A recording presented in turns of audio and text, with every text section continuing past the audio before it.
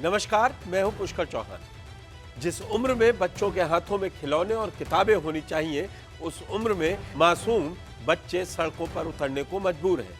टूटे फूटे स्कूल, खाली पड़ी शिक्षकों की कुर्सियां और बदहाल व्यवस्था के खिलाफ बच्चों के इस गुस्से ने अब लखनऊ से लेकर दिल्ली तक की सियासत में उबाल ला दिया है। और इस बार मोर्चा किसी और ने नहीं बल्कि बहुजन समाज पार्टी की प्रमुख मायावती ने संभाला है। मायावती ने सीधे तौर पर ज़ैन अल्फा यानी साल 2013 के बाद पैदा हुए बच्चों के आंदोलन का खुलकर समर्थन कर दिया। उन्होंने साफ कहा कि सरकार की गलत नीतियों की वजह से गरीब और शोषित वर्ग के बच्चों के शिक्षा से दूर रखने का एक बड़ा कुचक्र रचा जा रहा है। लेकिन सिर्फ एक सोशल मीडिया पोस्ट नहीं है ये साल 2027 के यूपी विधानसभा चुनाव के लिए बीएसपी का पहला और सबसे बड़ा सियासी मास्टर स्ट्रोक है। पहले आसान भाषा में समझिए कि पूरा मामला क्या है।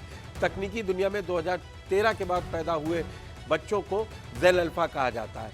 मायावती का कहना है कि ये पीढ़ी अपने अधिकारों को लेकर बहुत जागरूक है और जेन जी युवाओं के साथ मिलकर स्कूल ठीक करो अभियान चला रही है। आखिर इन बच्चों को सड़क पर क्यों आना पड़ा? क्यों यूपी के सरकारी स्कूलों में ना तो ठीक से बिल्डिंग है, ना पूरे टीचर है, ना पीने का साफ पानी है और ना ही लड़कियों के लिए टॉयलेट। विपक्ष लगातार आरोप लगा रहा है कि यूपी सरकार कम बच्चों का बहाना बनाकर हजारों प्राथमिक स्कूलों को बंद या मर्ज करने की तैयारी में है। मायावती का कहना है स्कूल को बंद करना बाबा साहब भीमराव अंबेडकर के शिक्षित बनो के संकल्प पर सीधा हमला है, जिसका सबसे बुरा असर दलित, पिछड़े और गरीब परिवारों पर पड़ रहा है। शिक्षा के संवेदनशील मुद्दे पर केवल मायावती ही नहीं बल्कि अब पूरा विपक्ष एक सुर में सरकार को घेर रहा है। सरकार को घेरते हुए विपक्ष कह रहा है सरकार जानबूझकर सरकारी स्कूलों को बर्बाद कर रही है ताकि गरीब के बच्चे पढ़ ना सकें और बड़े पूंजीपतियों के प्राइवेट स्कूल फले फूले। शिक्षकों के पद खाली पड़े हैं लेकिन सरकार को युवाओं के भविष्य की कोई चिंता नहीं है। वहीं कांग्रेस नेताओं ने भी इस सुर में सुर मिला लिया है। कांग्रेस का आरोप है कि उत्तर प्रदेश में शिक्षा व्यवस्था पूरी तरह ध्वस्त हो चुकी है। पेपर लीक से लेकर स्कूलों के मर्जर तक सरकार ने नौजवानों और बच्चों के भविष्य को अंधकार में धकेल दिया है, ऐसा विपक्ष कह रहा है। लेकिन बीजेपी ने भी पलटवार किया है, तगड़ा हिसाब किताब बताया है। लेकिन अब बात करते हैं इस क्रोनोलॉजी की कि ये मुद्दा एकदम से उठा क्यों है। साल 2027 में उत्तर प्रदेश विधानसभा के चुनाव होने। पिछले कुछ चुनाव में बीएसपी का पारंपरिक वोट खिसका है और युवा वोटर सपा, बीजेपी या किसी और गठबंधन के पास है। मायावती इसी नैरेटिव को बदलना चाहती है। बीएसपी अब केवल जातिगत समीकरणों के भरोसे नहीं बल्कि जनता के बुनियादी मुद्दों पर लौट रही है। इस रणनीति के केंद्र में बीएसपी के युवा चेहरा आकाश आनंद है।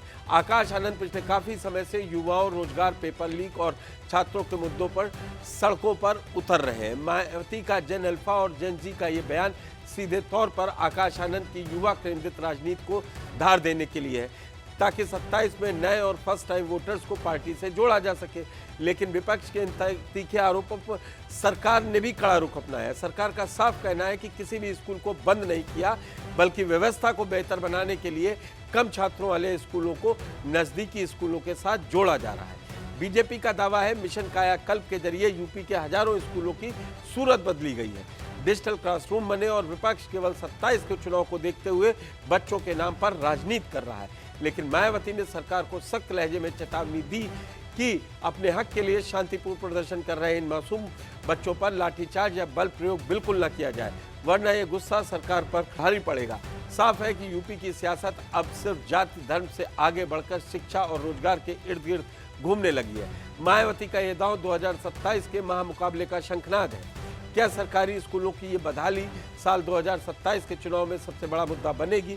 क्या मायावती का ये नया रूप बीएसपी को फिर से यूपी की रेस में सबसे आगे खड़ा कर देगा? अपनी राय हमें कमेंट बॉक्स में जरूर बताएं। धन्यवाद। देखते रहें जी मीडिया।